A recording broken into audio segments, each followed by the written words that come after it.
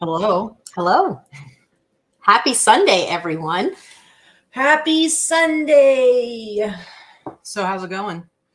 It's going. We almost didn't have a show today, guys. Almost. I don't know if I'm getting a cold or what, but I woke up and I was super congested but I took some Dayquil.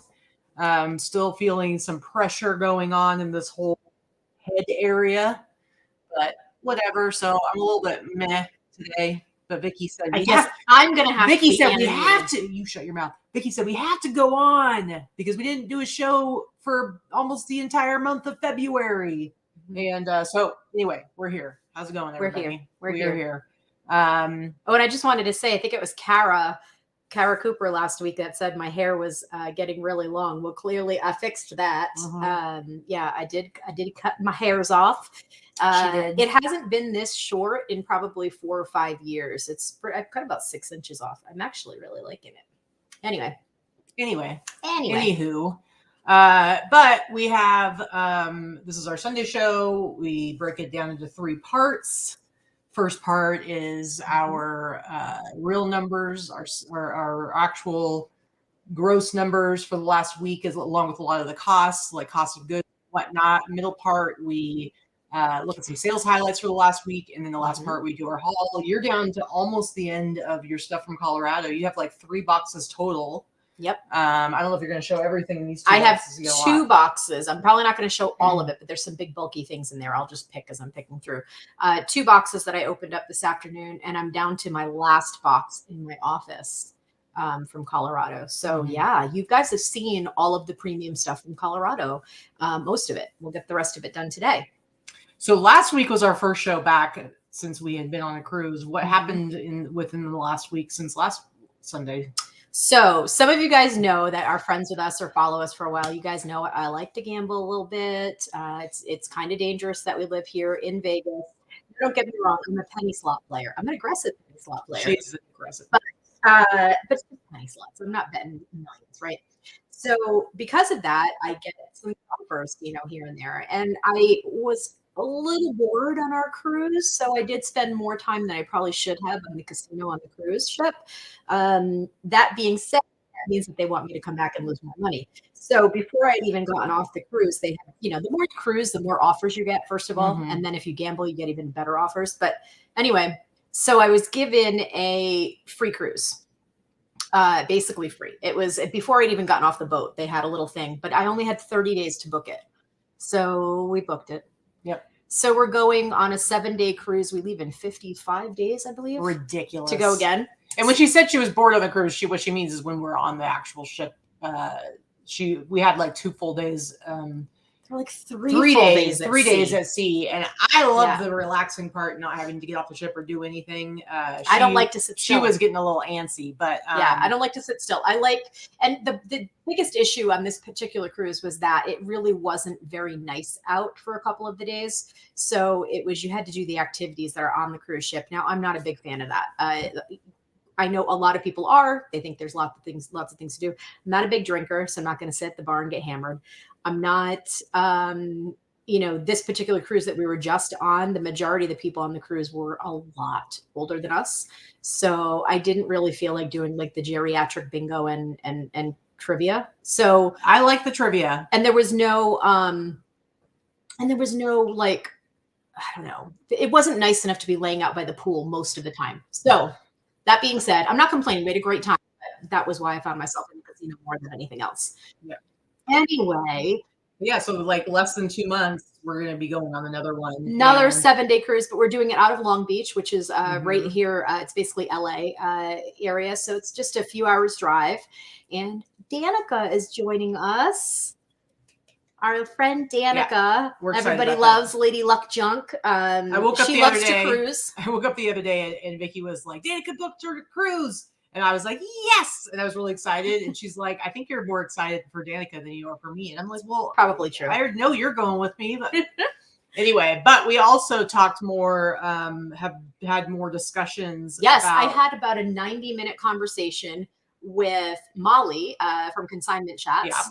Yeah. Some of you guys that may have met her or follow Consignment Chats, Conchi Chats through their They have a Facebook group. They have a YouTube channel. We They did have a like a podcast. fundraiser for Diane and the Blind Center. So that's cool. So I had like an hour and a half talk with Molly, and I realized like I had just met her for the first time at our remix, and oh my god, I just love her. Her and Libby, they're both so sweet. But we had a really long conversation and realized that like I feel like she's pretty much like my long lost sister at this point, but we're very similar people. However, she called to say, "Hey, did you ever think about maybe we could put together a reseller cruise?" I was like, "Did you watch our show last Sunday?" She's like, "No." She hadn't even watched our show because we were talking about that last week on the show. For those of you who were with us last week, so I think she had seen posts and stuff about us being on the cruise. But yeah. So anyway, we are actively going to be looking into putting together a reseller cruise. We are not the first people to do this. I'm sure we will not be the last. This is not going to be a content-driven cruise. It is not going to be anybody is going to be making money. I'm not looking to make money to put this together. Neither is Katy. But Molly and I and Katy are probably going to be looking through talking to some travel agents. And I know that Lori had in our chat had offered to help, but we're looking to do a cruise next spring, and we're just going to open up the tickets. We'll try to get a discounted group rate, open up tickets to everybody, and then you just book through the agent that we use. Yeah. And I think it's just going to be something that would just be a lot of fun, right? The biggest thing about meetups, reseller gatherings, whatever, is just we just like to get together and hang out, right? So what better way to do that than to do it on an inexpensive vacation where you're captive? Nobody has to figure out where to go to eat. Nobody has to figure out how to drive places. Just hang out. We're not gonna be like putting together any kind of content or it's not like Vikki said, we're not making anything. It's really literally just gonna be like trying to get some discounted rates, and then we're gonna book ours and basically say, hey, you guys want to book too? And here will be a link, and here you do it. Yeah, and that's it. We'll call it a networking cruise because it will be networking. So you can write it off because hopefully you never know what friends you're gonna make or what business you might do going forward. And of course, obviously, we'll be talking about you can't hang out with a bunch of resellers without talking about reselling. True. And one of the things that we're talking about doing is, maybe the days that we're at sea or what have you on the cruise itself, we'll do some, obviously, we'll do some organized gatherings. Yes. People can gather in the same space and get to know each other. Of course. And we'll have some fun ideas, I'm sure. But yeah, it's not going to be necessarily content driven. We're not going to be like, hey, YouTuber, or hey, come ask questions and we're going to give this course or this class. No, it's just going to be hang out with your friends. We're not happen to be sellers. That kind of work anyway. Anyway, so keep your ear open for that kind of thing. We'll advertise it when we get around to it, but just figure about a year from now. We're going to do it like in March or April of next year.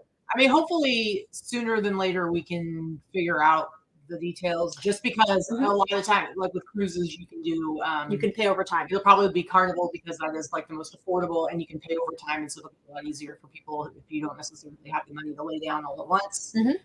You're able to pay all the way up until like 2 months before.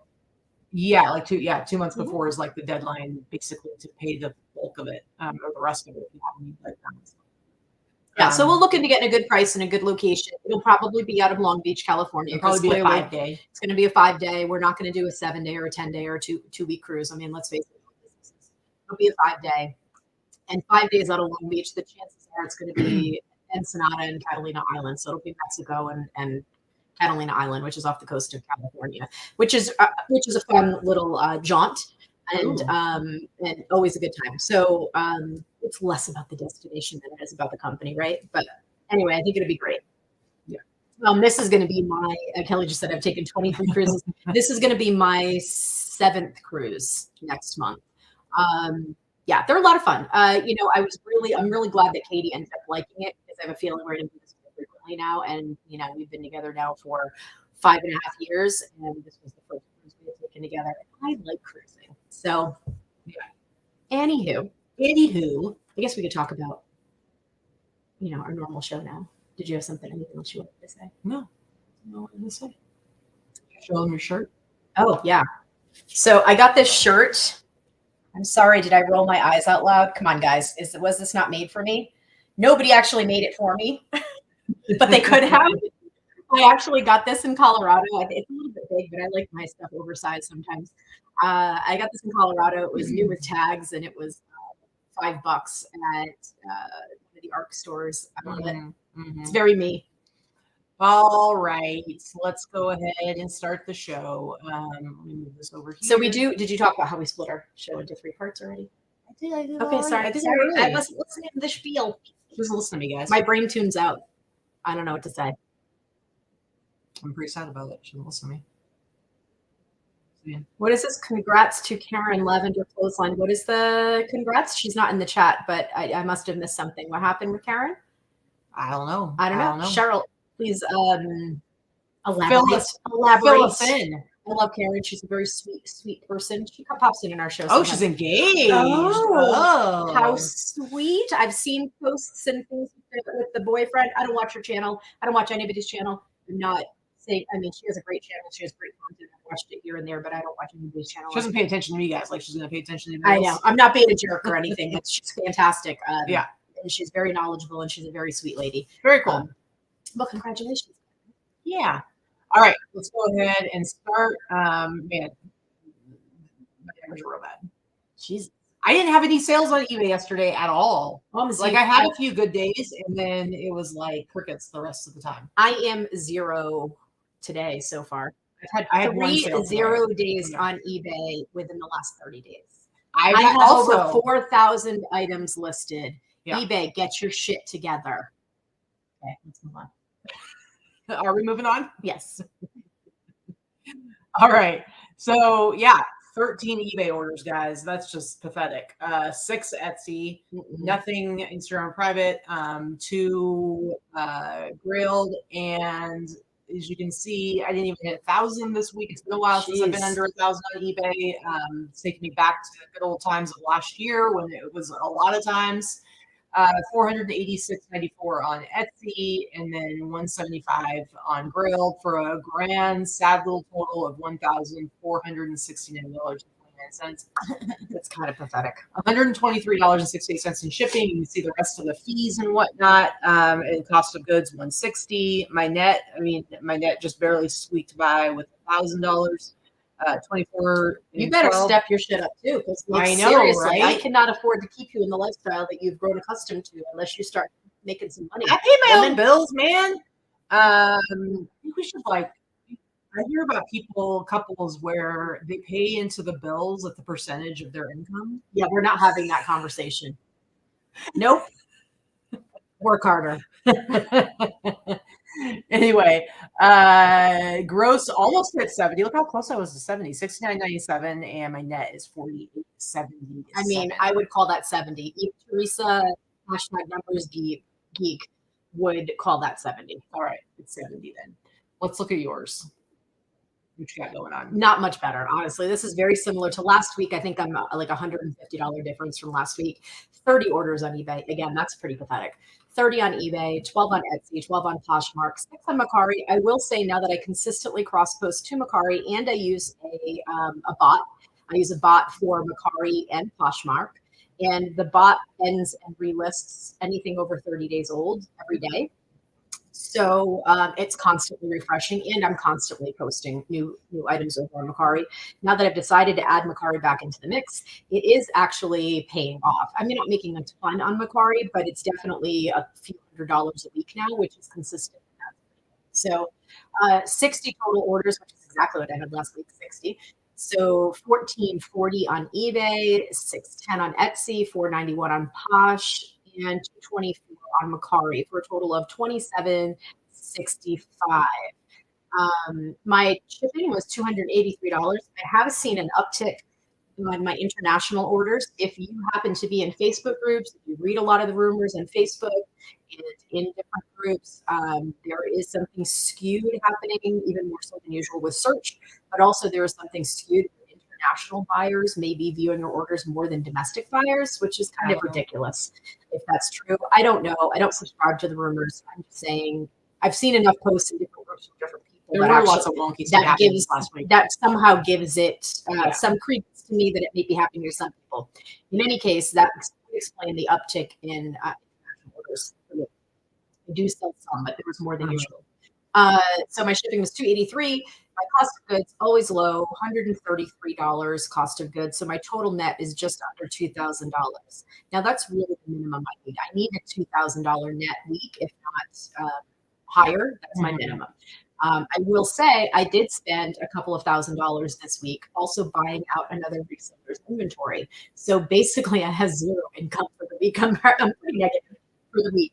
I did buy a reseller's inventory. A friend of mine is moved back to Texas, who had been living here locally and had started reselling during the pandemic. I had taught her how to resell, and she loved it. And however, she got a very good offer for to go more full time with the job that she had kept that was part time, and back in Texas. So she needed to get rid of her inventory. She didn't want to keep putting her store on vacation 30 days at a time. She didn't want to pay to ship it, and she didn't want to pay to restore it once she got into Texas. So I bought out her inventory. And one wonderful thing about List Perfectly, I know we talk about List Perfectly a lot, but we first mentioned today, I was able to, all of her listings were already listed. All of her inventory was already listed. It was not cherry picked. She just had it on vacation, her store on vacation for months.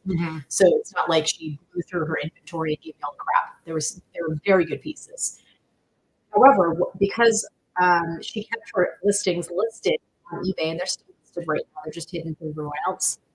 She was able to give me her logon information for eBay, and I was able to import all of her listings over from eBay into my List Perfectly catalog, which I will then and have 250 or 300 of them done out of the 640 items that she has total. So I'm taking everything into List Perfectly. I'm tweaking the title to be more something that I would use. Sometimes there's different keywords or whatever. Tweaking the title, setting the prices, and saving in my List Perfectly catalog, and then putting them back out to my eBay store and my various platforms. Now, I will tell you, 600 and some odd items, having all of your photographs, descriptions, titles, weights, measurements, all of that stuff already done, that is the absolute best way to buy inventory from another reseller. If you ever have the opportunity to buy out another reseller, please do it that way. Pay them a little bit more to keep their store open and access their store so you can get it into List Perfectly. Sorry if the sound is choppy, guys. I don't know what to tell you, but I also think that if you are ever in a position where you need to sell all of your inventory, keep that in mind, because I think it's a really good selling point to somebody else to be like, because I mean, would you have bought all that for $2,000 if it was completely unlisted? No. And you'd start from scratch? No, I would have paid a lot less. Yeah. So if you ever are like, for whatever reason, either you want to start over or you're not going to sell anymore, it's a really good idea to keep all your stuff listed, maybe, just so it's not live or whatever, because it's a great selling point to get more money.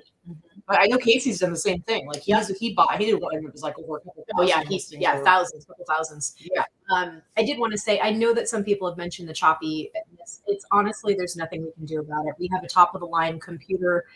Everything's hardwired. It's top of the line microphone. It's not us. I think it's our internet. And it's not something that we can fix. So at this point, it's sometimes it's great. Sometimes it's not a real reason. Yeah. Sorry, guys.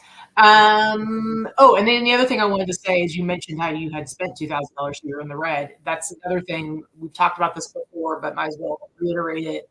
When, we try to share everything as possible.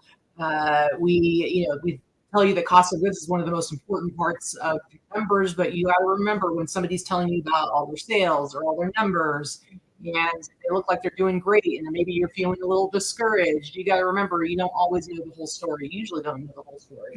And for all you know, they're spending more than they're making every week on more inventory. So I'm super cheap. I can tell you, I assure you that I am not doing that on a regular basis. No. However, when we were in Colorado, I think I spent around $1,600 in inventory back in January, and I spent another $2,000 just this week on inventory. I'll tell you that is well above what I normally spend. As you can see from my weekly sales, it's also much greater quantity than I normally spend. Per item, my costs are always very low. So, I'll move this forward a little bit. Sorry, but you're a little close to it. Don't get mad at me. Okay, so next we're going to go into our sales highlights. I will say that I thought you had posted, I thought you sent me 9, and it wasn't until after we were setting up the show that I realized you sent me 11. So I only have 9 things, so I've kind of arranged this a little bit differently. But let's go ahead and start with you. What do you got here? What's this? What is it? Okay, in the first picture. So I picked this up in Colorado. I did get this at the bins. It might have been the bins or an ARC store. I'm not sure. It was definitely one of the two because that's all we went to. I paid about $2. He's really big. He's cute. What I wanted to talk about, and I actually learned this from Corey, who's in the chat, who we went on the cruise with. Animal Alley is a brand by Toys R Us that is a highly collectible plushie brand. Some people have sold this guy for a lot more than this. There were plenty of them listed a lot lower. So I will say that I didn't want to list it any higher and sit on it forever because it's pretty big. So I paid about $2 or $3 for him. He weighs under 3 pounds, and he did ship pretty close. I think I paid $12 shipping for him. So I mean, I don't buy all plush, but I buy interesting plush, and I'll buy plush that will sell for $60 plus shipping. So he was cute. He was in really nice condition. Super soft, clean, didn't have any smells or grimy kid stuff on him. He's cute. Very cute. All right. Next up, guys. This shirt I have. Okay, first of all, I would not buy this shirt now. This shirt I've had in my inventory since I was in Oregon. So over 5 years ago, probably since the very beginning. Probably got it at like the bins. I was sending out, I relisted it recently, but I was sending out offers the other day, and I remember thinking in my head, this is never going to sell. I should just get rid of it. And apparently I should say it all the time because I sent an offer for $30 and it sold. Problem is, then they sent me a message, and it was one of those things. I don't know if it's happened to you. Has it happened to you where they go to check out and or maybe just the notification that they get tells them that it's sold to them for full price. So the guy was like, I made the offer for $30, not $34.99. And so then he requested to cancel the order. So I responded, I'm like, well, I'm pretty sure if you go all the way through the checkout process, then it'll be the correct price, because I think that's how it usually ends up being. And he didn't respond to me, so I just kind of left the cancellation hanging, hoping that he would respond to it eventually. And finally he did, and he was like, oh, I tried to do it now and it won't let me. And I was like, oh, because there's a cancellation request open. So I went and denied it, and then he was able to purchase it. But for a minute there, I was like, are you freaking kidding me? I finally sold it, and now the guy wants to cancel it. And so this is why you're showing the $30 crappy thing, not that this is a bolo. Yes. Just so you could tell the story. Well, don't you guys ever get excited when you sell something that you've had for freaking ever and you wish you'd never bought it? Yes, every time. Yeah, exactly. And I think the day before this happened to me, you had to cancel the sale because they couldn't pay. Yep, same thing. It was an old item I sold for like $15 that I wasn't losing money on, right? Because you guys know I don't pay up for stuff, but it was not worth it. And I don't generally sell things for $15, but I will if I blow out stuff, because I figure it's better than donating or putting it, in a garage sale or something. Right. $15. I got 18 messages for this $15 item. I was about ready to throw it out the window. Like, I can't pay. I can't do this. I can't do that. I called it. Like, I can't help you. You need to try and contact me. I'm very difficult with your payment processing. Blah, blah, blah, blah. eBay told me that there's nothing they can see, that I've made a bunch of attempts to pay, and you need to end it and relist it and resend me the thing. I'm like, ugh, I'm just canceling the order. And I did. Deleted the item. I'm going to throw it away. I don't give a shit. Listen, again, eBay, get your shit together. Your system needs to work better. I don't know what's happening. I don't know who's running things right now. I'm super frustrated, guys. I'm sure a lot of you are as well. I'm not having these issues on other platforms. No.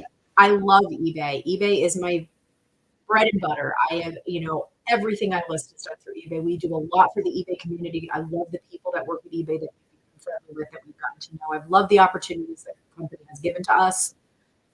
But God damn it, I don't know what's happening lately, but like the last 14 to 16 months, it's been a cluster, and it's all search. It's all search. Yeah. Anyway, sorry. Sorry for my rant. I might be for the moment. For the moment. All right. Next up. This was just this was something I had picked up in the bins. The box was a little bit banged up. If you look at the photos, you can see that it banged up, but you can also see that the contents are still sealed. So I double checked that all the contents were still there based on their list, but they are. And this particular, always look at model kits. I looked at this one because it was not a common brand, and anything that has to be that's war related.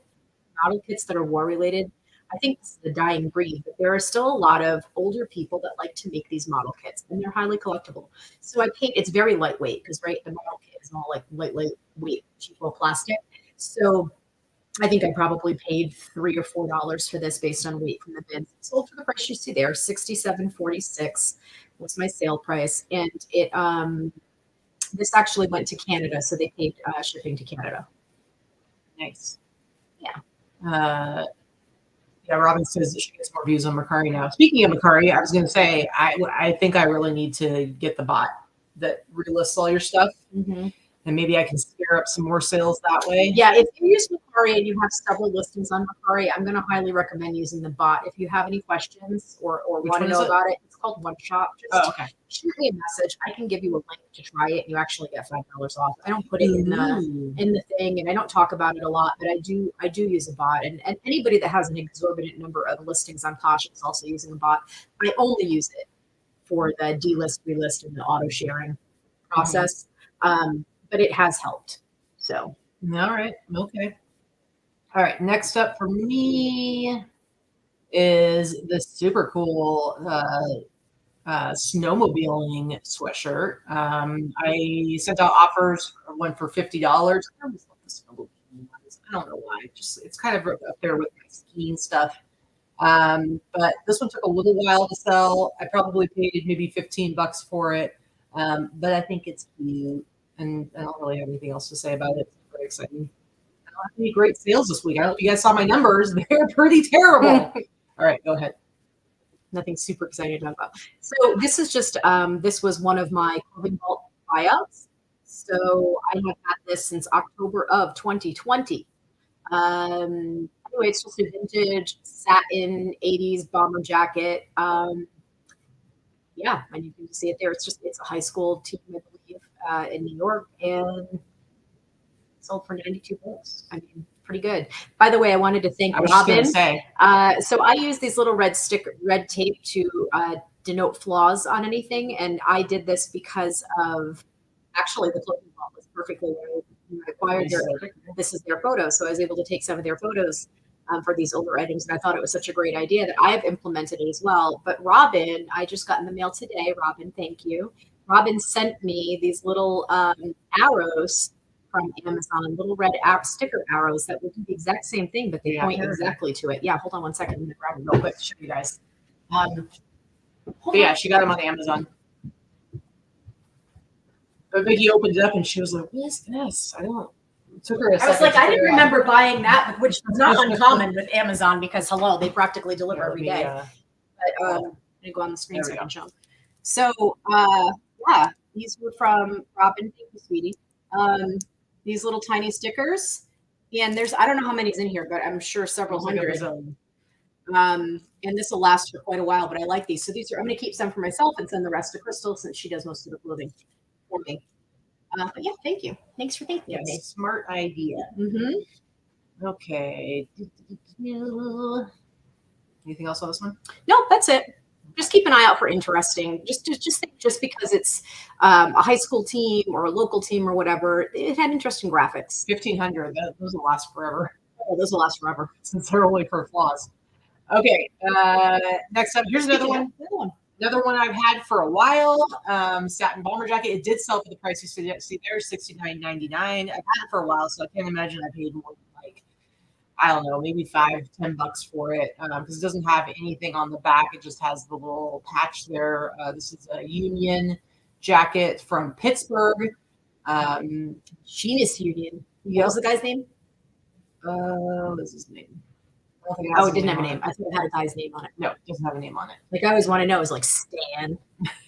Sometimes they're like really good. I like it when they're good names, especially if it's like you get like a bowling T-shirt and it's got like Herman on it. Yes, I love that. It's like a really good old name. Anyway, sold it for $69.99. Tops I paid was $10. So cute. I like it. Yeah. Okay, so this I actually picked up from Katy. I got this from Katy in when we shopped his storage unit last April. We were visiting Florida, and it's just vintage 80s Gucci. And it was funny because if you look at the label, it's Paulo Gucci. So Paulo, if anybody watched the House of Gucci movie with Lady Gaga and stuff, and Bradley Cooper and all that. Paolo Gucci was the Bradley Cooper character, I believe. He was the brother that did some Gucci designs in the 80s, and He wasn't very good at it. He wasn't very good at it. But anyway, so I think I don't remember exactly what I paid for this, but I gave him a couple $100 for all the stuff that I purchased, so less than $10 anyway. So it's been listed for whatever 9-10 months. It sold for $97.46. Yeah, it's a very basic Gucci piece. It's not like it has anything fantastic that makes it stand out. That you can tell that it's Gucci, other than it has it in the pocket. Yeah, I wasn't even thinking about Herm in the pocket. I know.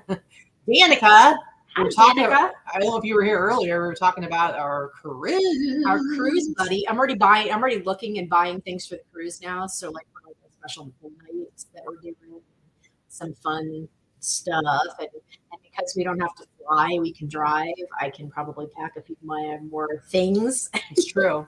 It's true. I'm excited. All right. Next up for me, I did have a handful of actually really good sales, but this one is Champagne and Bullets. It's a Blu-ray movie, guys. This is from Vinegar Syndrome. It's a company that their whole thing is kind of finding obscure kind of cult films and restoring them and putting them in stuff that either never was on DVD or was on VHS with really crappy transfers. So they go and they basically create the original film, create their own transfers, and put out these movies. I can't tell you how much I paid for this one because last year I actually had it's like a subscription. You can do like an annual subscription. I didn't do it again last year.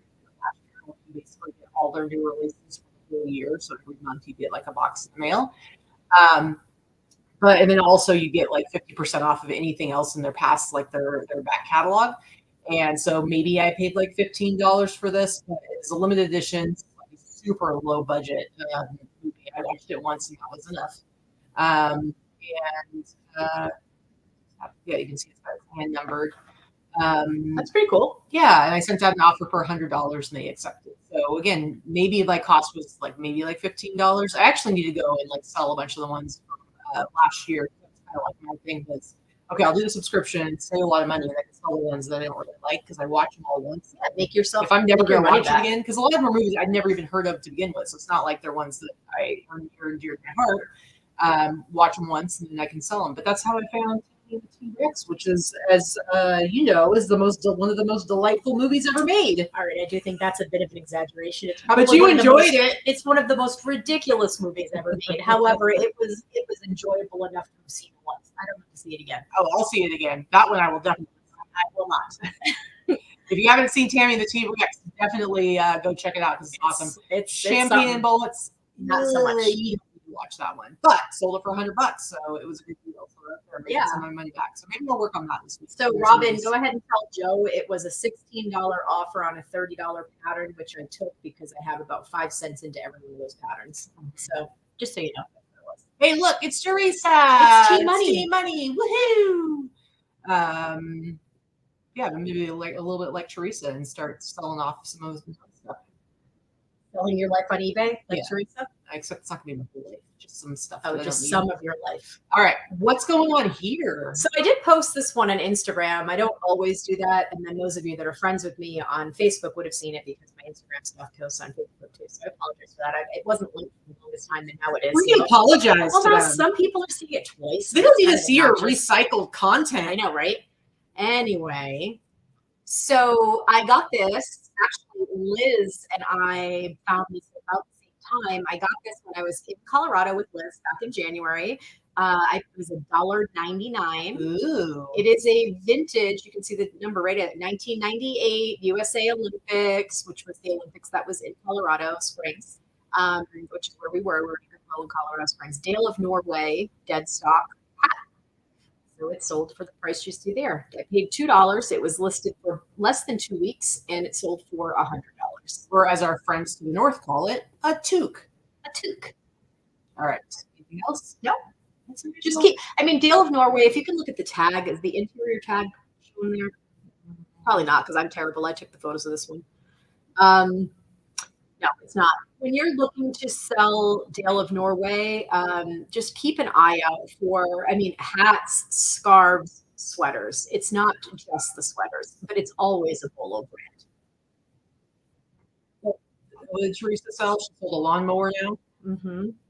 A lawnmower for $200. I've added never cut grass again, so I never have to own How a many mower. lawnmowers are you selling, lady? How many lawnmowers do you own? Yeah, really, It's seriously. like another lawnmower. I mean, you have a veritable plethora of lawnmowers. I don't even have one lawnmower. Never.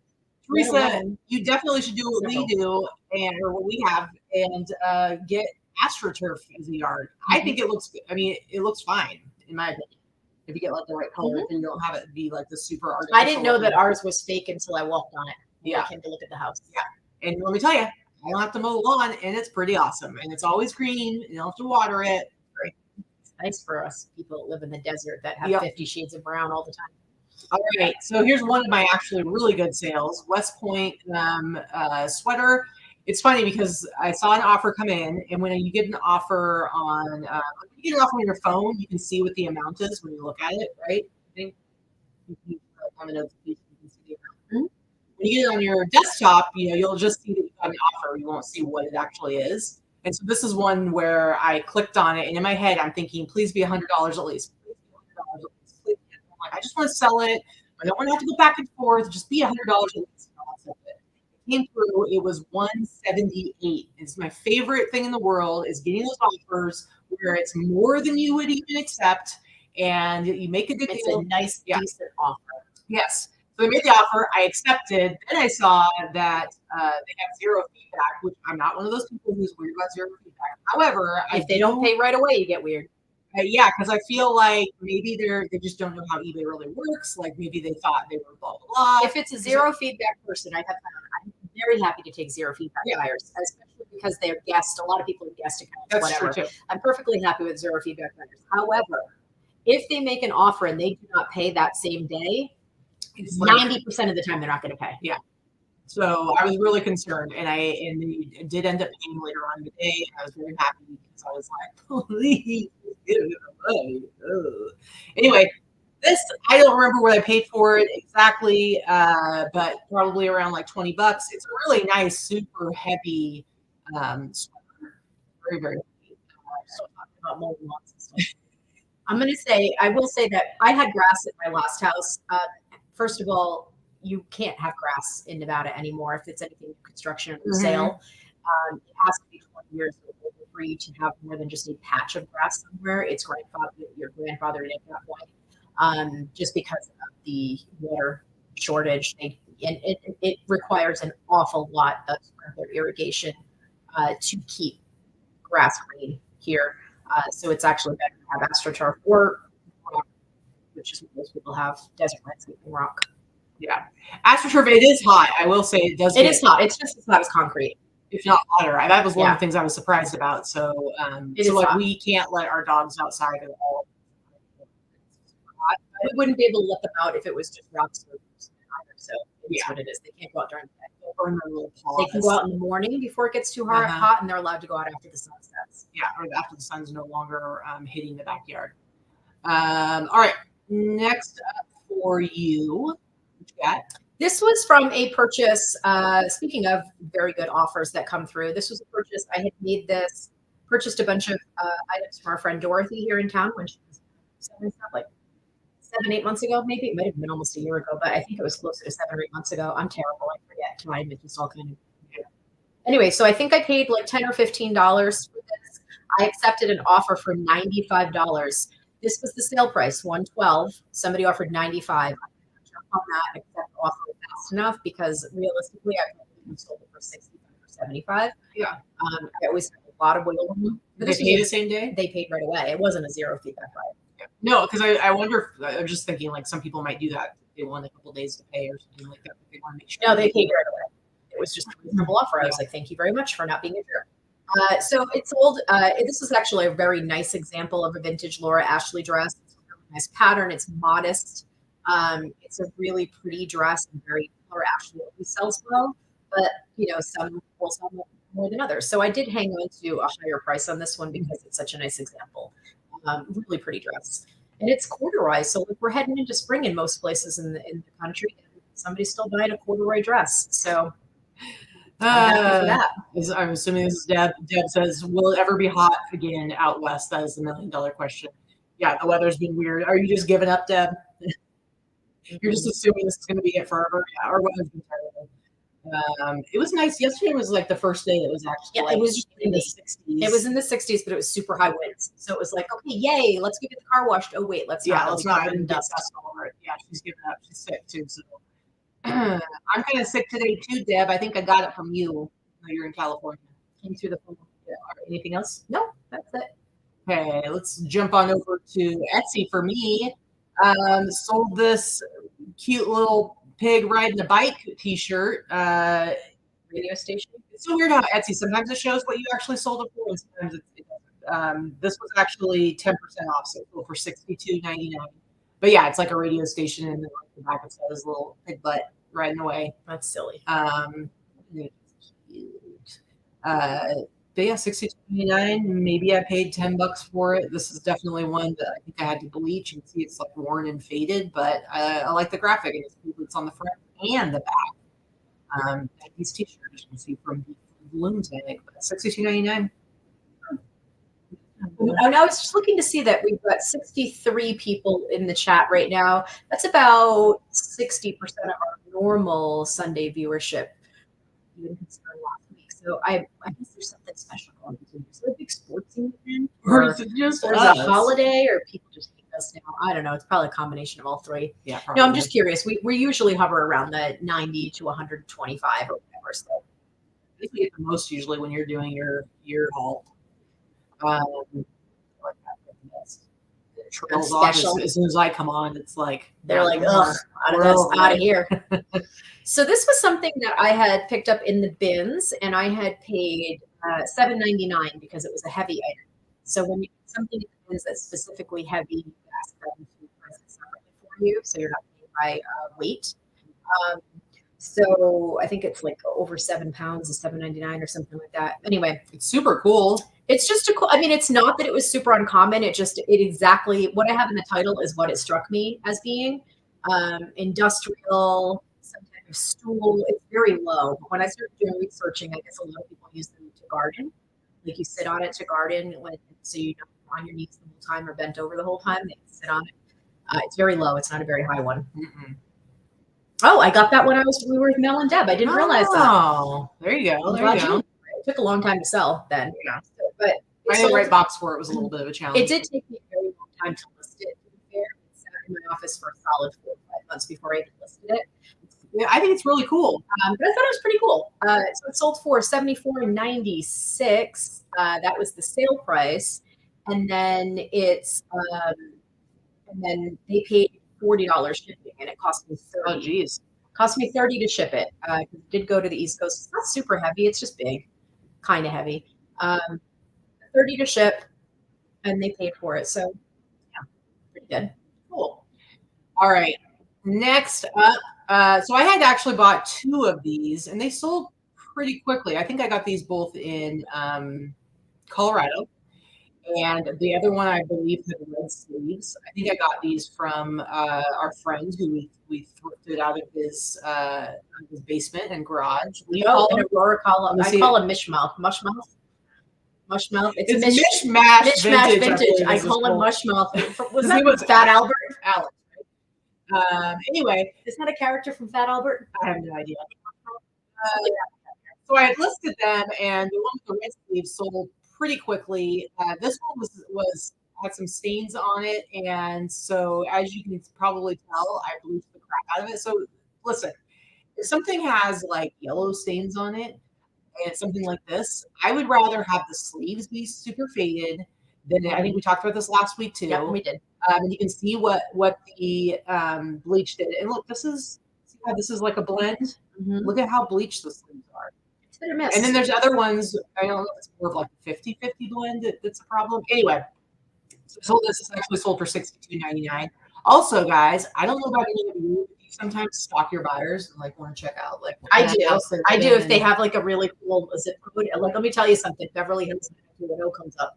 I look that up. I want to see who's buying my shit in California. If it's like a really nice neighborhood. Because there were a couple of different ones, or if it's like something obscure that somebody pays like a ton of money for, or if somebody famous. Yeah, you or recognize the name and you want to know if it is actually that famous person or if you're just like being a jerk and it's a similar name. Yeah, so this one I kind of recognized.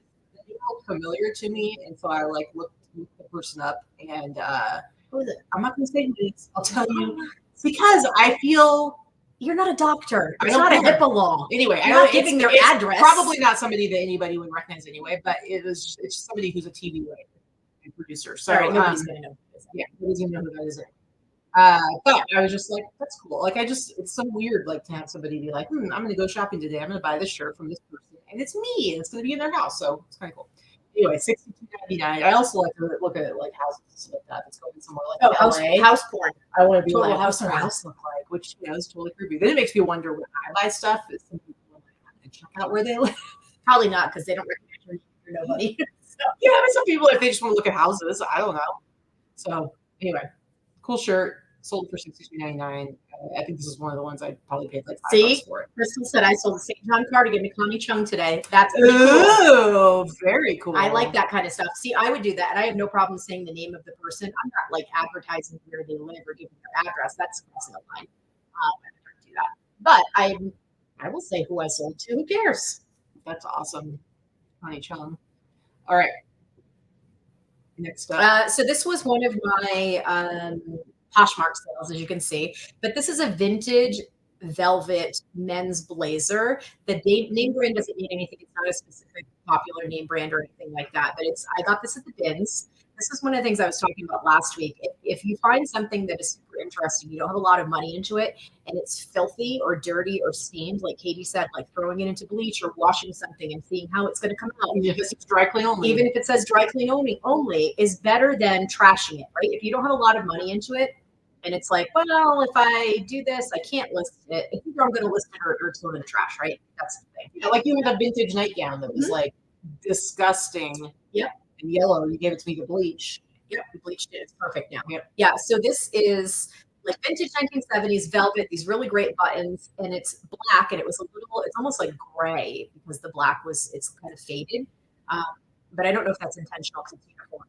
Anyway, what I was going to say is this reeked of cigarette smoke. I grabbed it from the bins, reeked of cigarette smoke, and the lining was filthy. Like, I don't know if this person died in this thing. It was pretty bad, but it was so cool. So what I did was I turned it inside out and I washed it. I machine washed it. I let it hang dry. Now, I don't recommend that for velvet because it ruins the nap most of the time, but I machine washed it on cold. I used a color catcher. I washed it by itself. I turned it inside out when I put it in the washing machine, and then I turned it right side out as soon as I took it out when it was still wet, and then I hung dry it. So, and then I put it in the dryer after it had hung dry. I put it in the dryer for like 15 minutes, and that worked 100%. Yeah. So, yeah, Michelle says that she's going to wash the suede coat that has water spots on it this week because you said it was okay to try. It's going to be your fault when it gets Michelle will blame me when it. So it hasn't solved the spots. I have nothing to lose. Yeah, don't put it in the dryer. Machine wash it, hang dry it, and then when it's completely dry, do like I just did. Put it back in the dryer for like 15 minutes to get that crunch out from the hang drying. And then if it's suede or velvet, you will stick a brush to it, a suede brush, and bring the nap back. And let me know how it turns out. I'm curious. What does nap mean? The nap is the when fabric isn't flat. Okay. When fabric of some kind, whether it's suede or velvet or corduroy, NAP, nap. Yeah, and it just means that when something has some thickness or depth to it, and sometimes like corduroy, if you brush it, or velvet, if you brush it in one direction, like dark and and when you go in different directions, how it gives you like the lighter or darker color. That's what I mean by nap. All right. So cool. All right, I'm gonna give you 2 in a row because, like I said, the numbers were off. Okay, so this is another one I had picked up at the bins probably 4 or 5 months ago. So I think it's $1 for hardcover books at the bins. So I paid $1 for it. Again, I don't scan books. I'm not one of those book people that's at the bins or at the store scanning books. Or nothing wrong with that. That's your thing. Go do it. But for me, I will look for this is what they've scanned anyway, right? So it's old. It's from the 70s. It doesn't have a barcode to scan. It has an ISBN number, but it didn't have a barcode. So I am going to buy stuff that for me, that's screenshot, right? So you can't, it's blown up properly. But so I paid $1 for it. If I think something is interesting or I think it looks obscure, I'm going to buy it. And this was on summoning demons. I mean, Cool. Right? So I didn't have it listed very long, but it looks like he'd summon demons. Right? It's just weird, right? Anyway, sold for $86. I'm happy with that. Nice. All right. Next up, I got this brand new Iditarod t-shirt. I mean, I generally buy stuff that has like Alaska on it or whatever, but I definitely always pick up Iditarod t-shirts because they sell. And I've sold a bazillion of them, I feel like now. But for anyone who doesn't know, the Iditarod is an annual race, dog sled race that happens up in Alaska. And people travel from all over the world to watch it, to be a part of it, and it's just super cool. And this one was a brand new one. This is actually from the 25th anniversary. So yeah, it started in 1973, and this is from 1997. But again, this is how you learn your tags, guys. In 1997, that's what the Hanes tag looked like. So sold this. This actually sold full price that you see there. The $69.99. Hadn't started a new sale sold. So Michelle says that we're like the angels on their shoulders when they think of us when they're outsourcing stuff. I think you're giving us too much credit. I think we're probably the devils. The devil on your shoulder. Yeah. Speaking of devils, so my nephew Sam is really into super like death metal now, and he plays the guitar. My sister found his secret TikTok. So she sent it to me, and there's a really cute video on there of him doing his own death metal song, and he's like singing it. He's all, Cookie Monster Rock.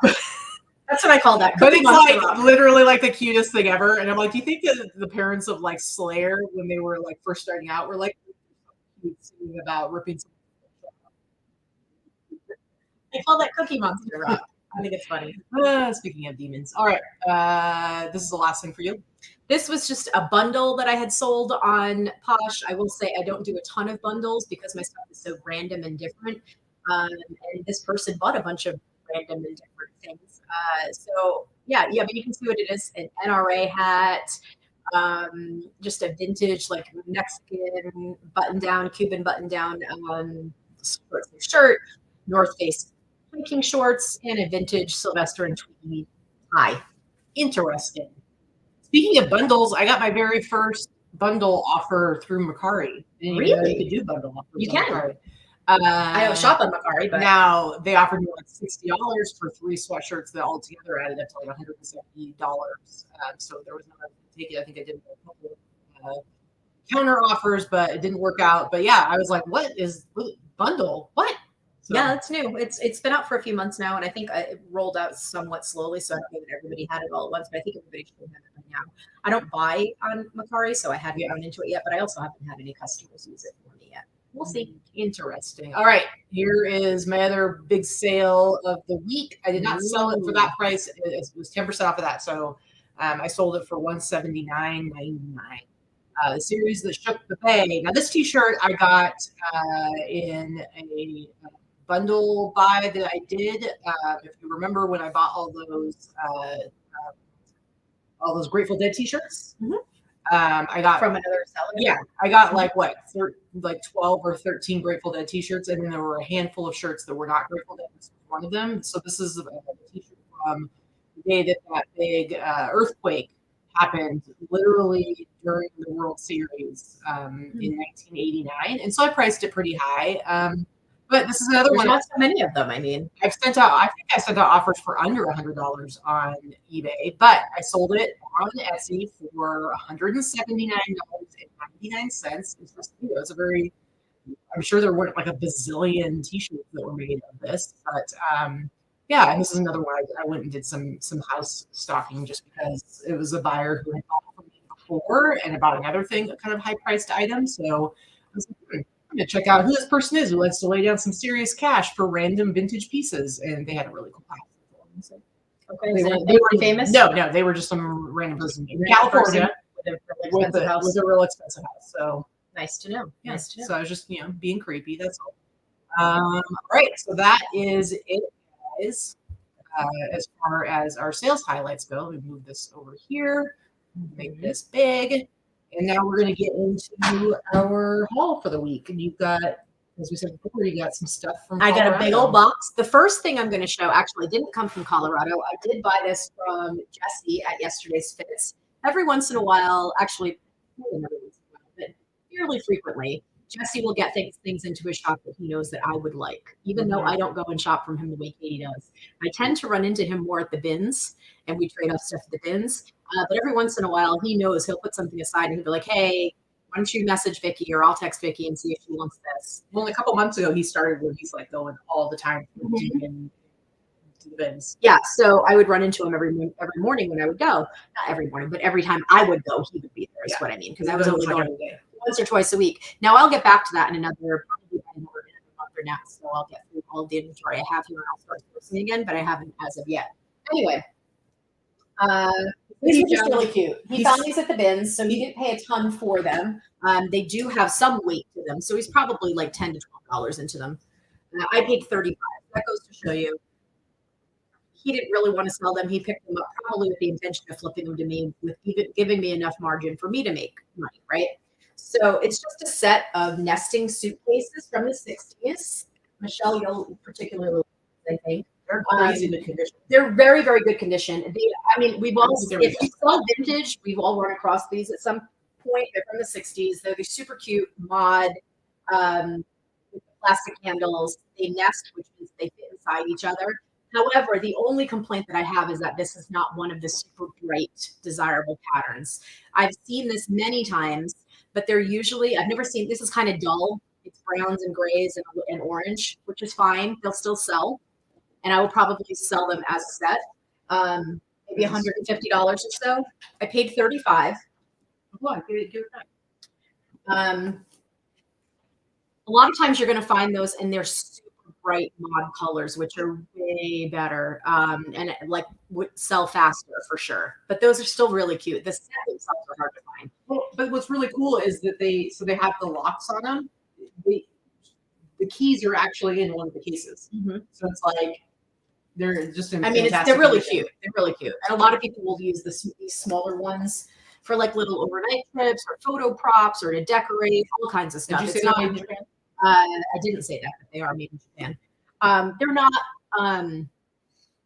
I don't even know if they have a name brand. They probably do, but it's not the brand that sells it. Obviously, it's going to be the pattern. It's just flower power, groovy, mod, 60s. Those are all keywords that I would be using. What are you going to sell them for? I just said about 150. Yeah, and I bet they will probably sell to a designer or prop house, and they'll probably sell on Etsy. Yeah. So those are pretty cool. That was one thing that did not come from Colorado. Yeah, that would be really cool to use one for like a laptop case. Oh, that would be really cute. The smallest one could be a laptop case. Yeah. They definitely need to have more padding if you're going to use it as a laptop case because it's a little too loose and it would jiggle around in there. Anyway, very cute. So I got this at the bins. Kristen is not in the chat, and neither is Liz. But they will remember I got this at the bins in Colorado. This is a vintage University of Wyoming blanket. I love it. It's really cute. It's got like cowboy on it. Of course, University of Wyoming thing. Linens there are, I think, are 39 cents a pound or 49 cents a pound. So I probably paid maybe $2 for this. I have no idea what I'm going to list it for yet. I have to take a look and see if there's anything else out there like that. But just off the top of my head, no less than 75. I would price higher than that. And I may. I don't know if there's this anything is fun because I haven't seen any of the stuff that she's have lost because I haven't opened you. I wasn't with you when you were at this time. You weren't with me, and I didn't open them. Right. I'm literally opening them. I opened it just so I wouldn't have to be making noise. I don't even know what I'm showing. For a second, I was like, wait, how did I not see that? And I'm like, oh yeah, you haven't seen anything that you're showing. Okay, so another vintage. This is kind of just like reversible tie-dye jacket. It's like teal and purple, 90s, probably 90s, probably not 80s. This is the kind of stuff that it's like oversized festivals. It's like a festival jacket. So if you go to a festival or you go to a concert, you know, they've got like the hippy dippy shirts and jackets and handbags and things like that, shoulder bags, everything made out of cotton or hemp. This is what this is. I don't even know if there's a brand in here. Then maybe in one of the pockets. So yeah, this could be for a man or a woman. It's oversized 90s. It's pretty cool. It's awesome. Again, purchased at the bins, couple of dollars. So I don't know what I'm going to sell it for. Maybe like 75, 85.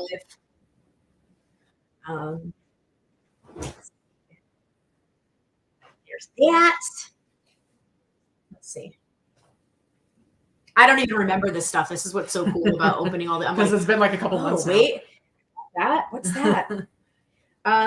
Okay, so this is a vintage sweater dress with a braided cord belt to cinch it. It's a turtleneck. It's got this little like pattern around the neck.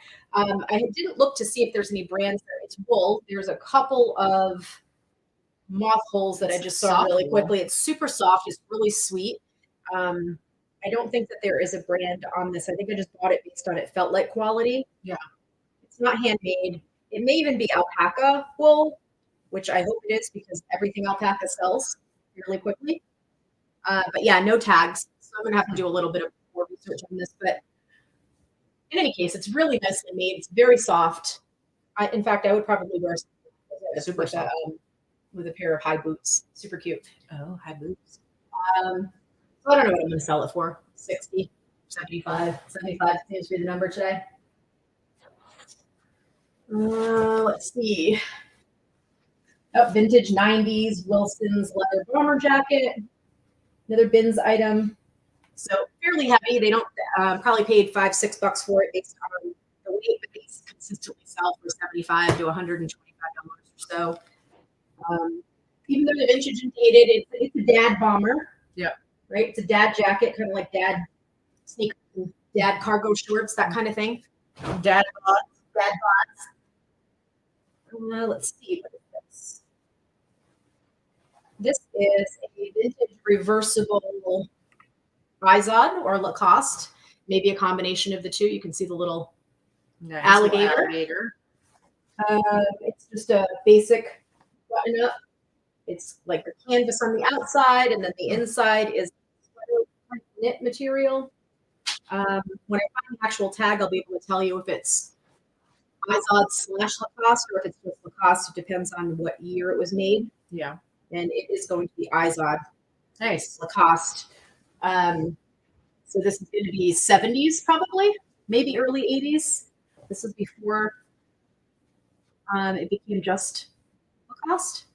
So there's the tag inside. When you have something that is reversible like this, keep in mind the tags are in the pockets. One of the pockets, you're going to find a tag. Look. And I'm not sure that I knew that was Izod when I got it. I think I just got it as a vintage jacket. Let's see. And I don't have no idea what I'm going to sell it for yet. Like maybe $100, $125. This is vintage 80s bomber jacket. It's denim, color block denim, 80s. Ooh. It's a Peterbilt Nally Motor Trucks, which is probably a trucking company that was local to some place. It might be Colorado, may not be. But Peterbilt trucks, so it's the Peterbilt logo there.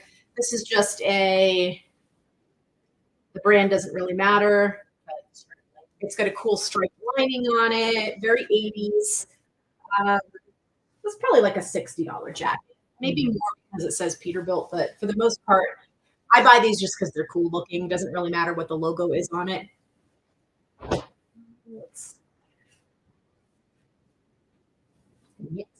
Next.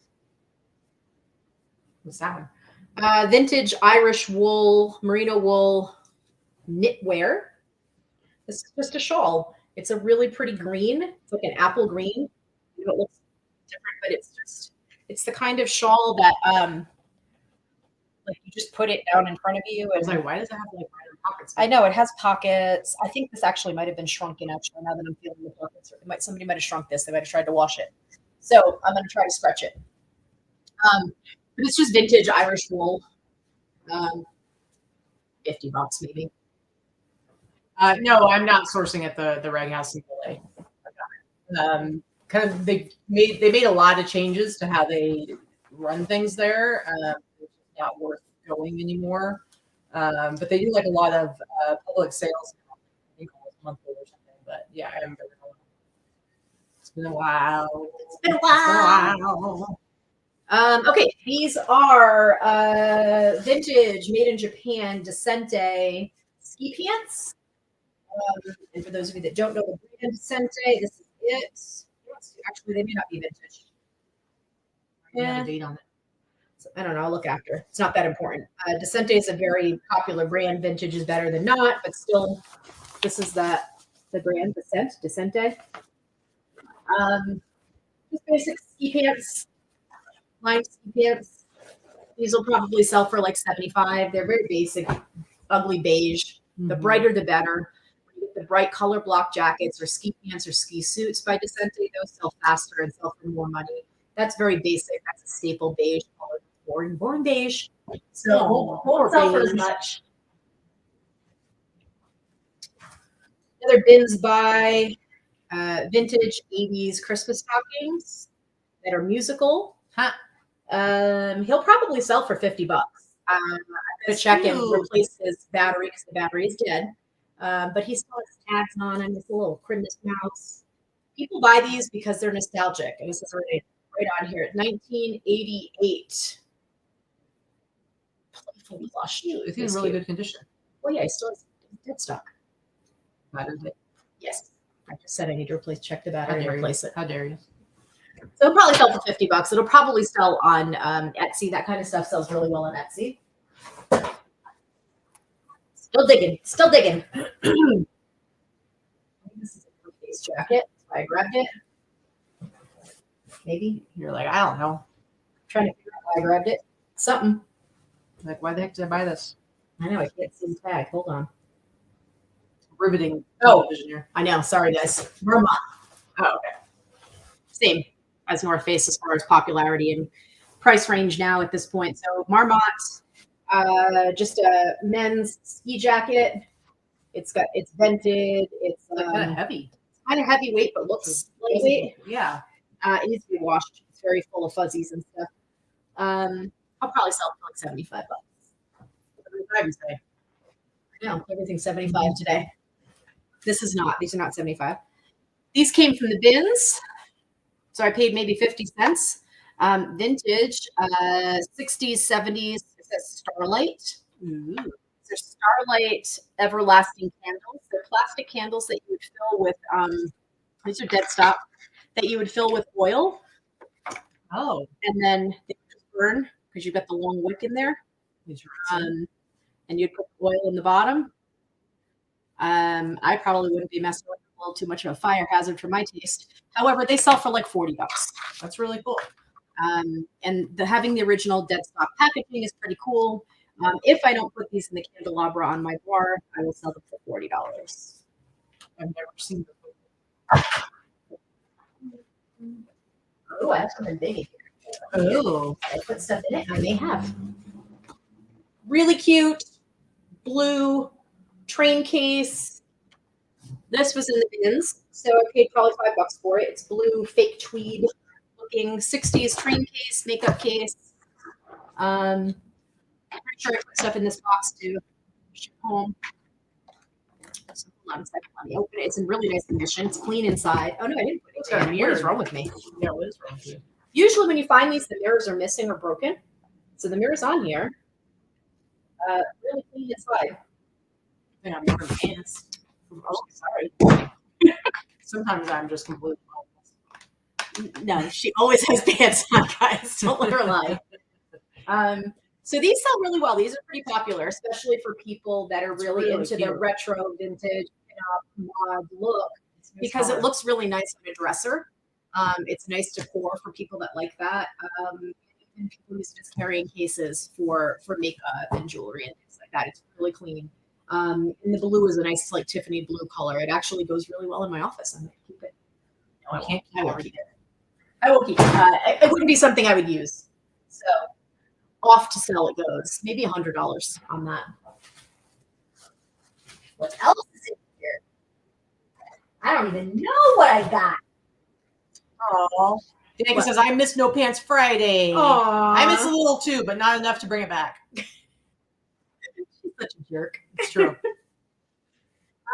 Okay, so this is a vintage Susan Bristol 90s, 1992. The date is right off the tag. I paid $5 for this cardigan.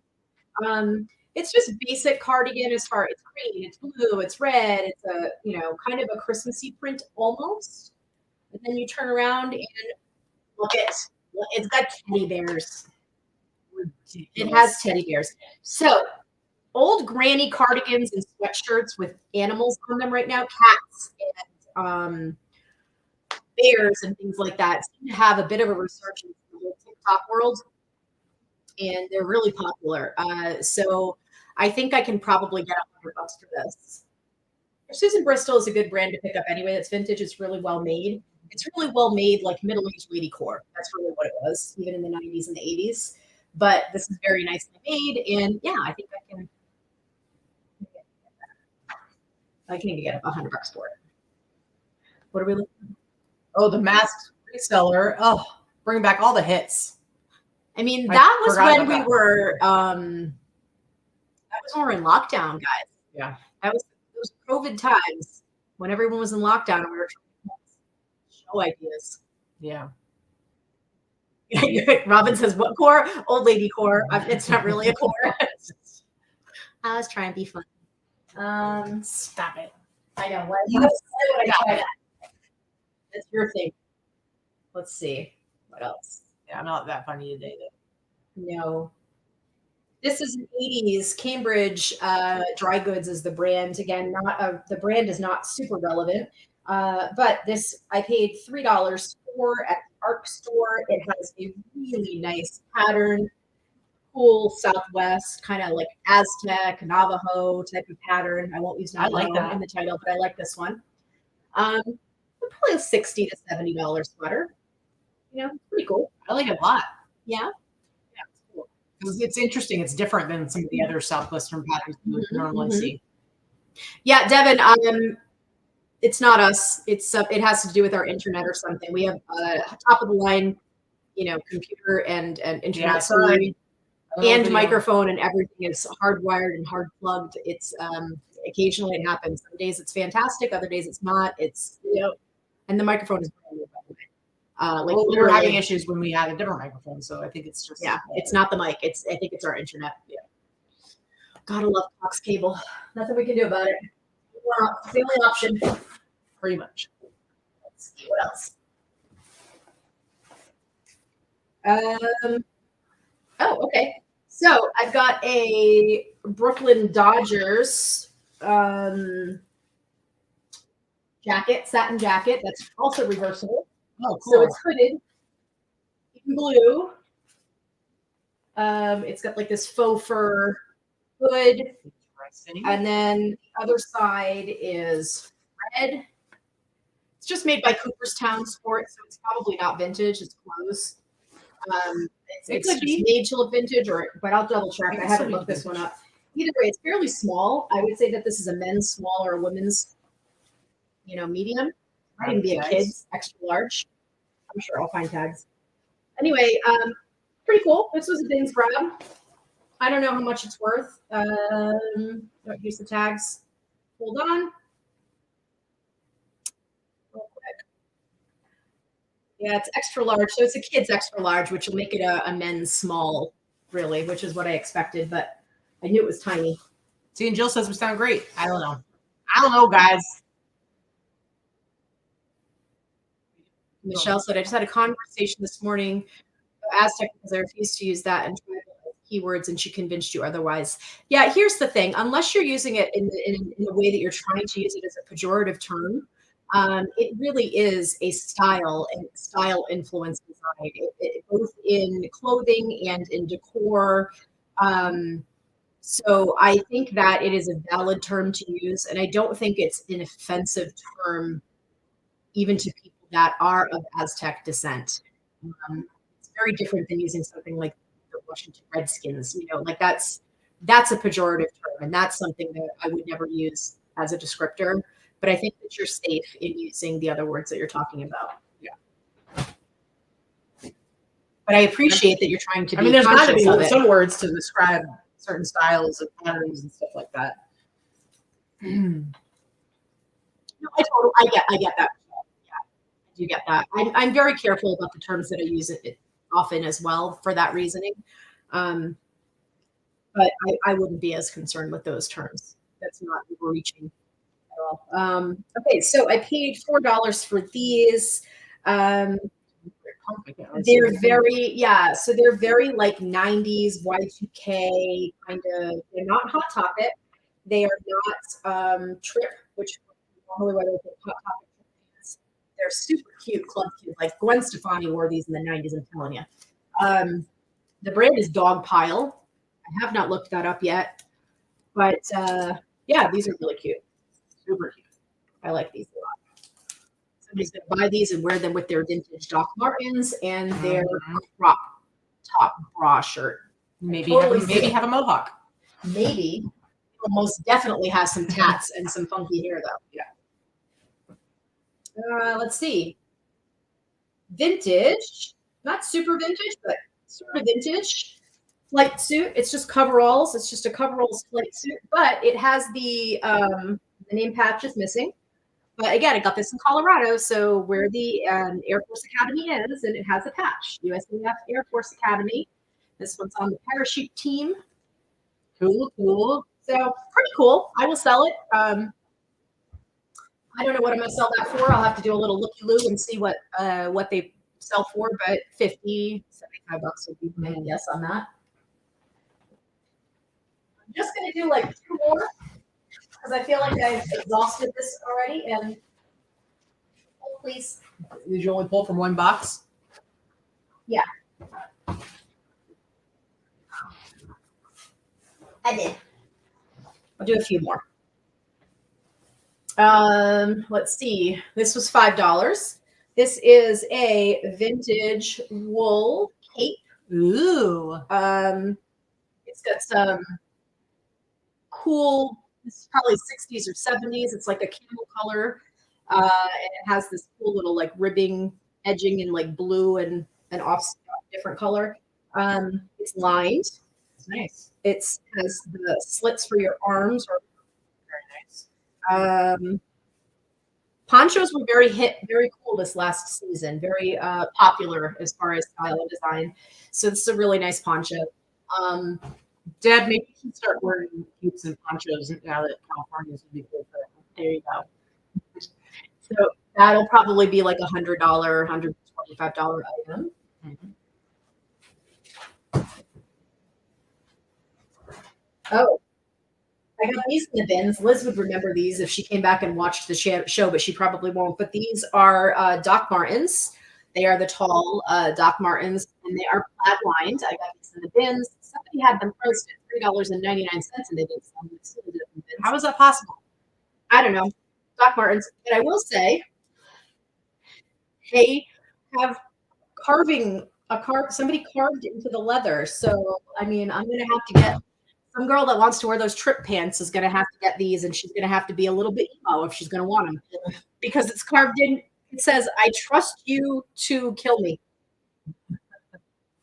Somebody carved it into the leather. Can you see that? I think you can see it. Yeah. I don't know what that was about, but I may scratch it out. I may not. We'll see what happens. I'm going to sell them anyway. One way or the other, I'm selling them. And let's see. What's that over there? I'm looking. So emo. Right? Oh, this was from the bins. This is a vintage Jim Shore, Heartwood Creek.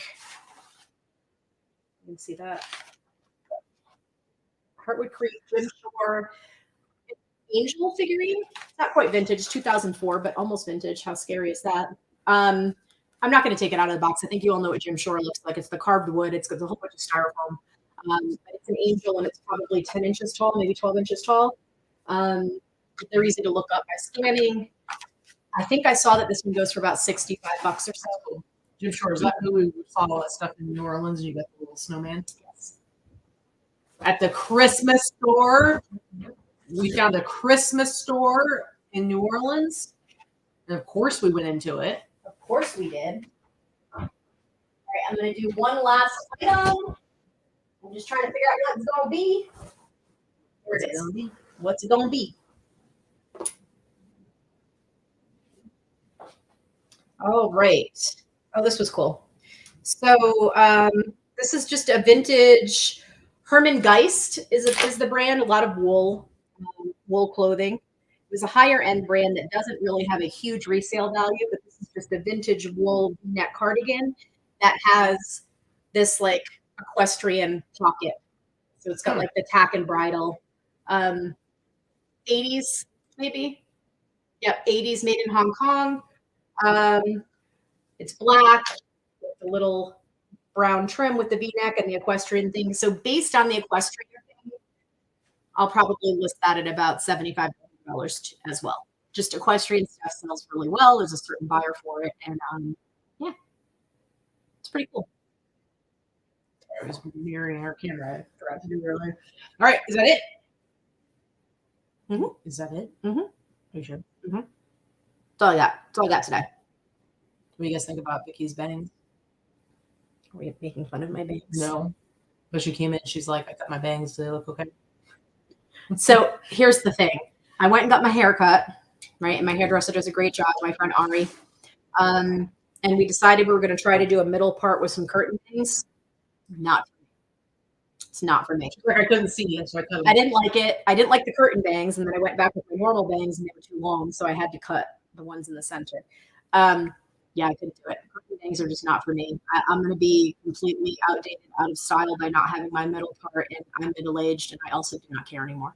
So it is what it is. So, Michelle, there's the what's the name of the one that you go to? What's it called? Christmas tree shop. So there's one in all over New Orleans. Yes. Vikki loves it. She doesn't care that it's all everyday normal junk. She loves it. She always buys a bazillion things when she's there. Mm-hmm. Do that. Mm-hmm. But this shop that we went to in New Orleans, it was down by Bourbon Street. It actually had like a ton of really, really cool like Jim Shore stuff. Lots of Christmas, but it also had like some Disney stuff, I think, too, right? All of his Disney lines. Yeah, they had a whole bunch of stuff, but they had a ton of Christmas, and I just didn't. We were at the absolute packing capacity, so we bought very few souvenirs or anything. But yeah, in New Orleans, but I had to buy a couple things. How many times have you shipped stuff home from the Christmas store? Christmas tree shop 3 times. Michelle's like, I mean, I bought the junk. Yes, exactly.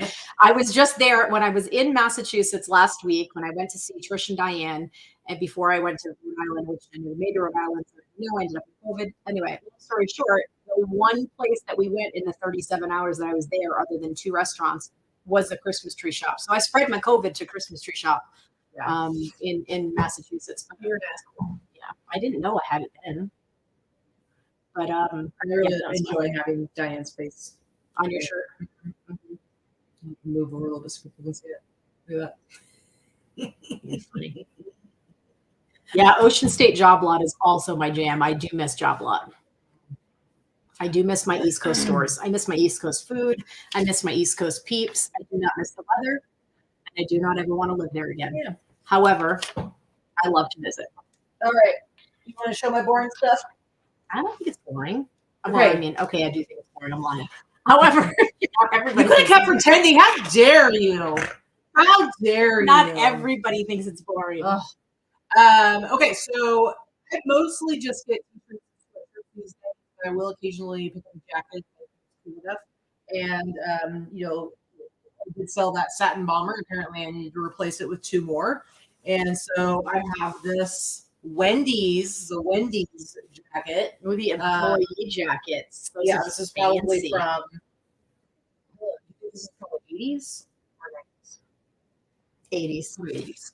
There's got everything on the back, so I'm a little sad about that. But this one is like actually insulated, so it's a nice warm one. So the drive-through worker had to wear that. Yeah, I love it. I love it. I think it's really cool. I always love this stuff. I'm sure I've said this before, but I went through a phase when I was in middle school where I thought it was really funny. Somehow it was really funny to wear uniforms from fast food places. It's okay that you were a dork when you were young, honey. It's all right. Oh, No, a lot of us were. Polo shirts that were like Burger King and McDonald's and Taco Bell, and I'd get them at the store, and I thought it was I was off my shit.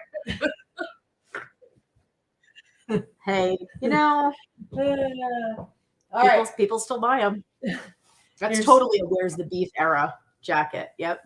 Yeah, absolutely. Now, there's the other one I got, and this one I love. It's a cherry 7-Up, and it's got really big on the back, cherry 7-Up. Look how cute this is. It's super cute.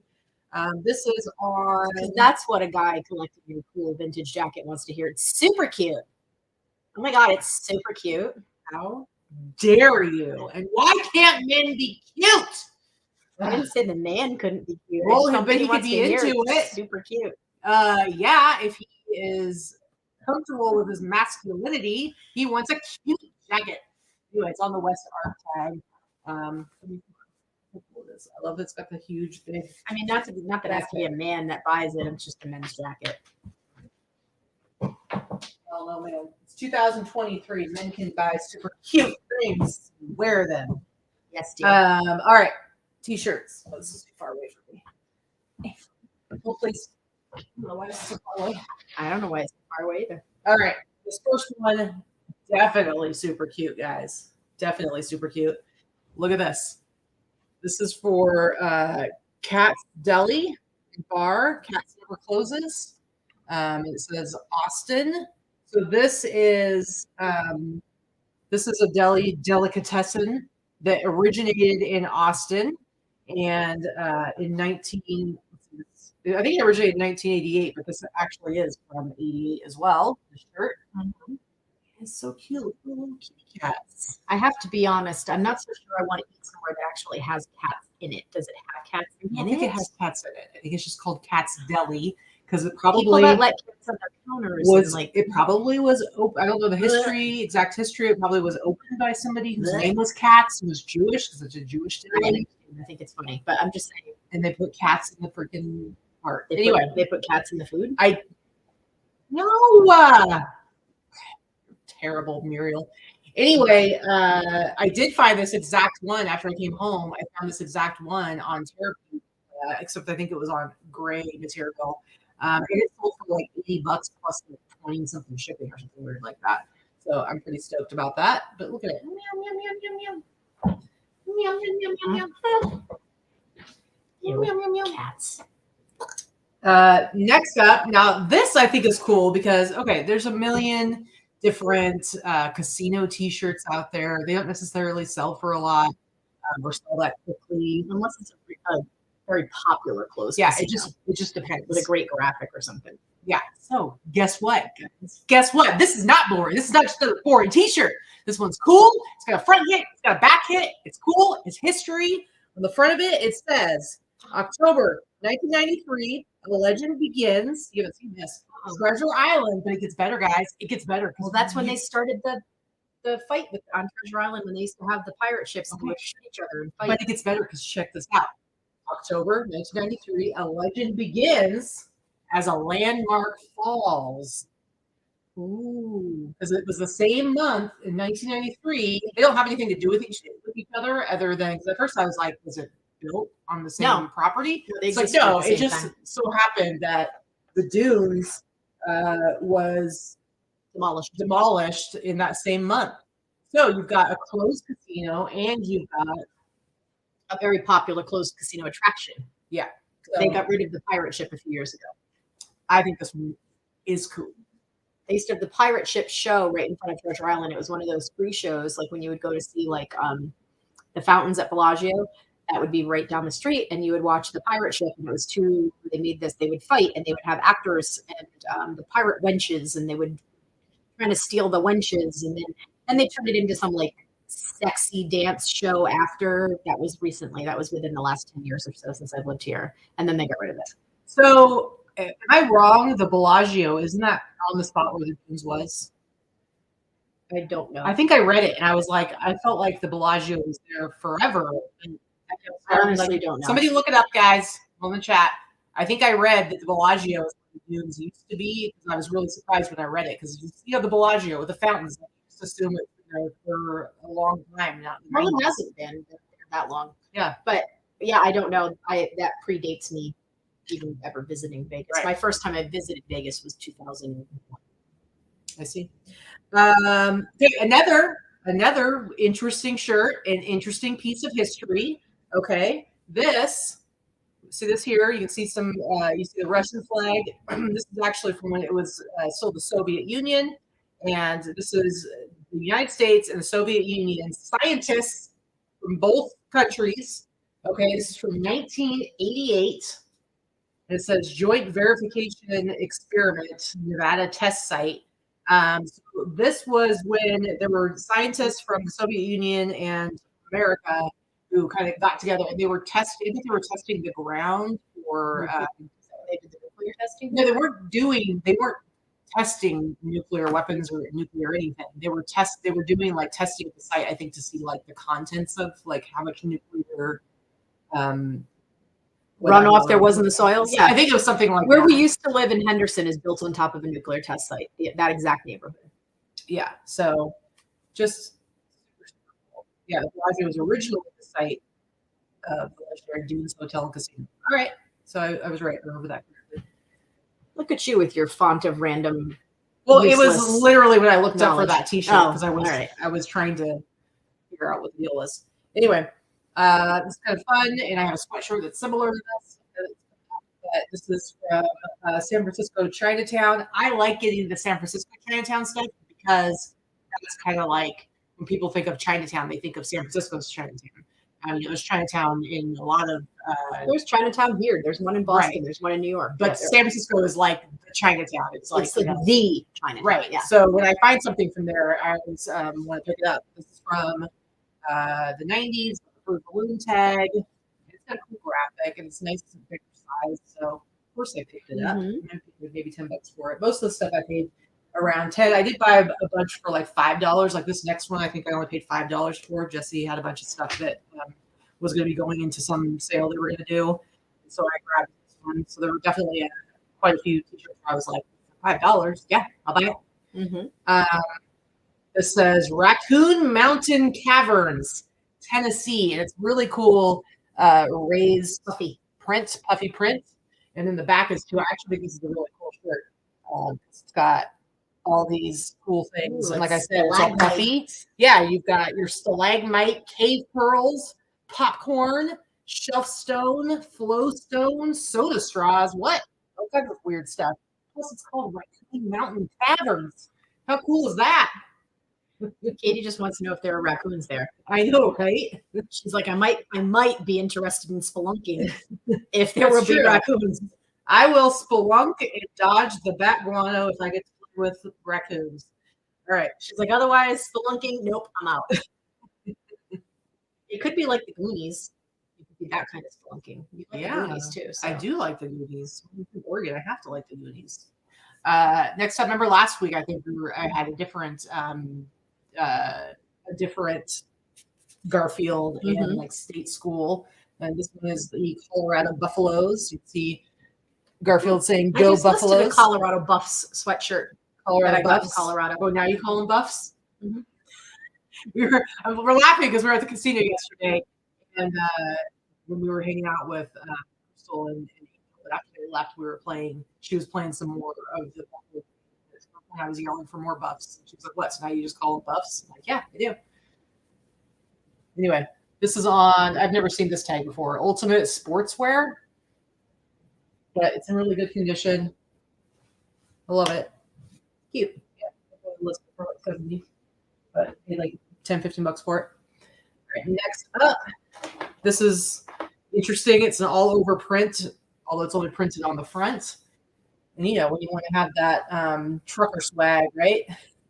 Such like a weird downtown next to the exits with an 18-wheeler and a tunnel and a bridge, and right? Like what all the things? Like who was like, I'm gonna make this really cool all over bridge shirt with like a freaking 18-wheeler. Let's see. Hello. This is also on a a Fruit Balloon tag. That one actually looks like an older one.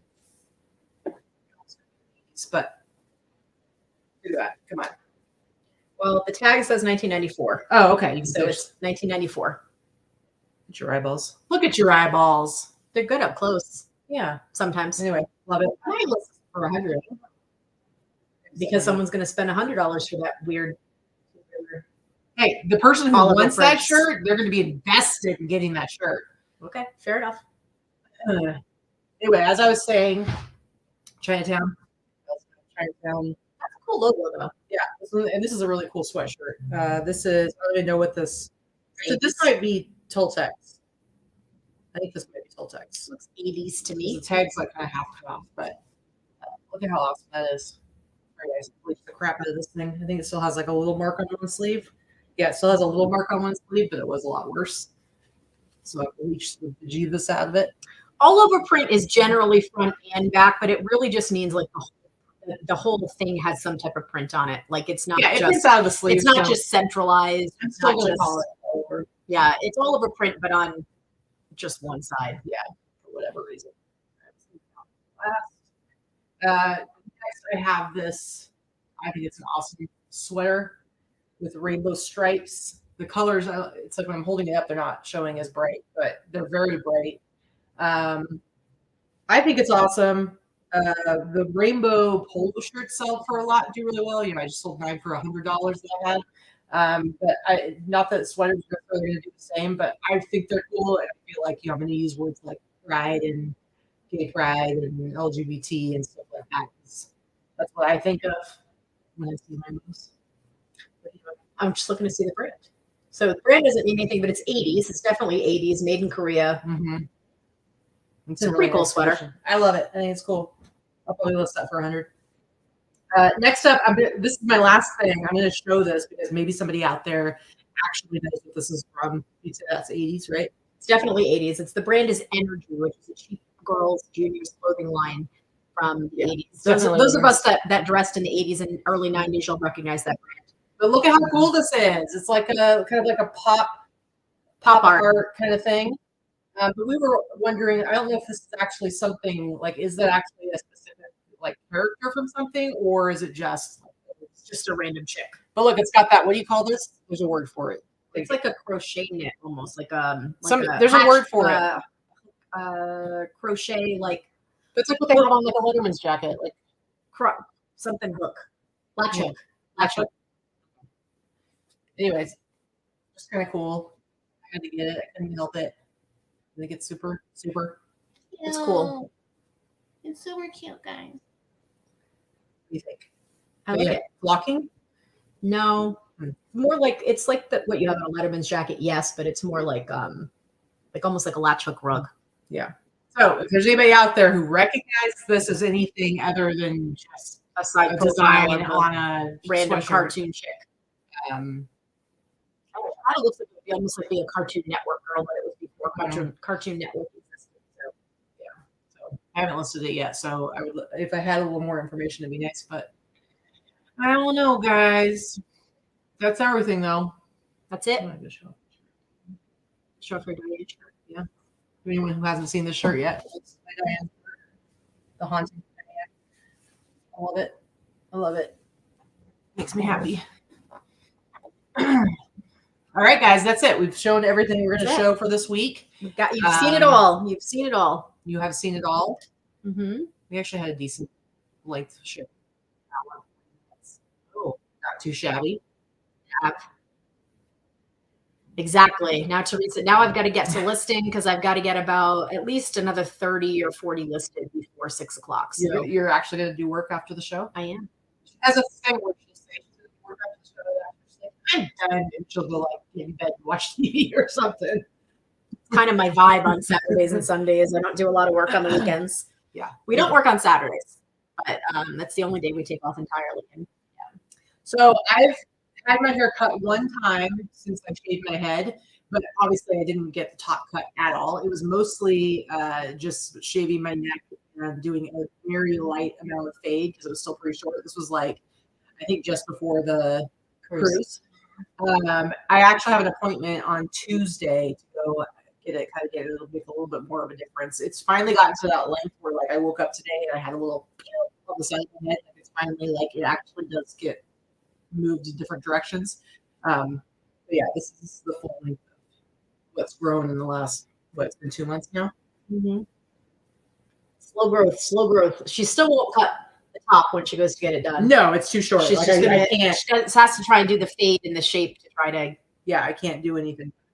Yeah, I just need to shape a little bit more. And my neck hair. I feel like my hair grows faster than the rest of my hair. Barb says it's chenille. It doesn't. I I don't know. don't think it's chenille, but I don't know, guys. It's the stuff that's on a Letterman's jacket. If you have like a patch on a Letterman's jacket. Yeah, Yeah, but it's a good show. it was. All right, I'm gonna get back to work. You're gonna get back to work. We will see you guys on next Sunday. Next Right? Sunday. Okay. See you Adios, later. everybody. Bye.